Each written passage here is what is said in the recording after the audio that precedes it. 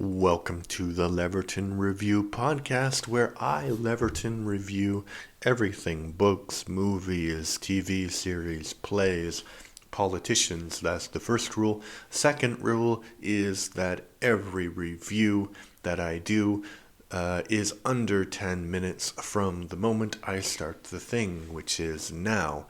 9 to 5 is a classic question mark movies starring Dolly Parton, Lily Tomlin, and another person whose name escapes me, but she's a pretty famous actress. They did a series more recently together called Frankie and Gracie, and I have a lot of thoughts about this movie.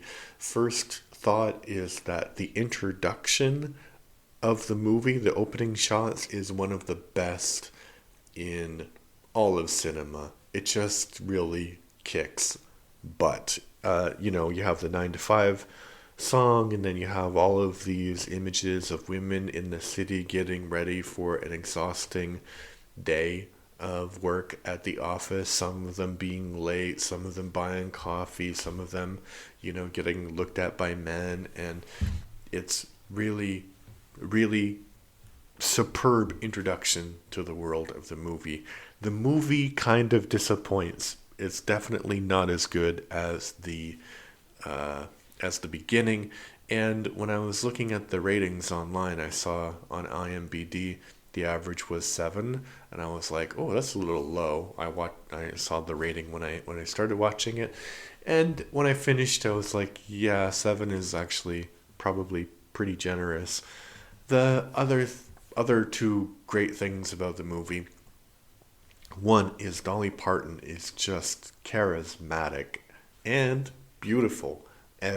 She's much more interesting than the two other comedy stars who were with her in the movie, and they do have some kind of camaraderie and some kind of chemistry, but she really does steal the movie, and I'm surprised she didn't have more roles after. Maybe she did. I don't know. This is her most famous role as an actress. Um, the other good thing about the movie is that it gives you a look into what working at an office used to be like before a lot of the technology that we take for granted today existed. Photocopiers used to be the size of rooms, and you couldn't send anybody an email, so you'd have to dictate what you wanted your secretary to say to them. You had like an entire room full of people who are just typing up things for communication in this big company.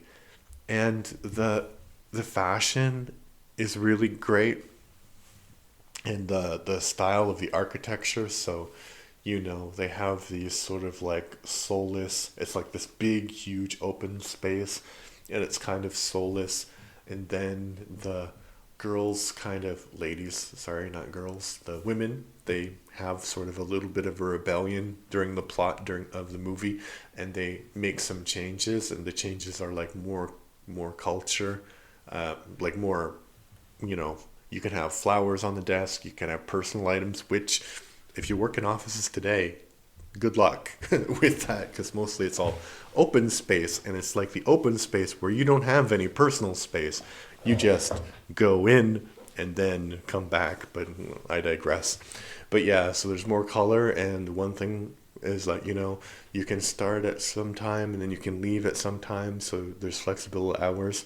So a lot of the changes that they make are very modern, and some we're still dreaming about today, as people who work in an office. So that is actually great. The negative thing is that the movie kind of goes off the rails in the middle, because they they spend a lot of time about so basically the characters start to fantasize about murdering their boss. Two of them have very good reasons. One, because the boss is constantly harassing her, sexually, not in a good way. I mean, there's never a good way. Um, what a weird thing to say. And the other thing, The other one, her promotion keeps on getting denied because she's a woman. And the other one who's fantasizing about killing her boss just found out that the boss did something mean to a person she just met. So that's kind of weird. And they're not just like saying, oh, I would do this, and then, you know, moving on with the movie. No, they dedicate about 20 minutes of the movie to showing literally what happens in these ladies' fantasies of murder. So it's strange. It's weird.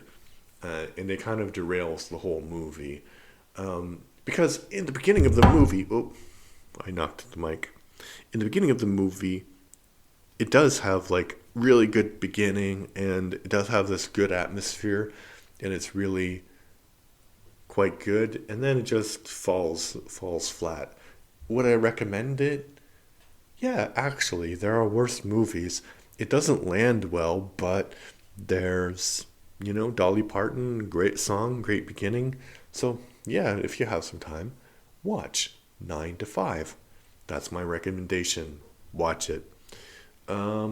Yeah, so please check out my son's podcast, the Everything and More, etc. podcast, where we talk about in the first season animated series, and we are able to go in much more depth about those series, which we cannot do in a format like this. I can't do. Anyway, so yeah, bye.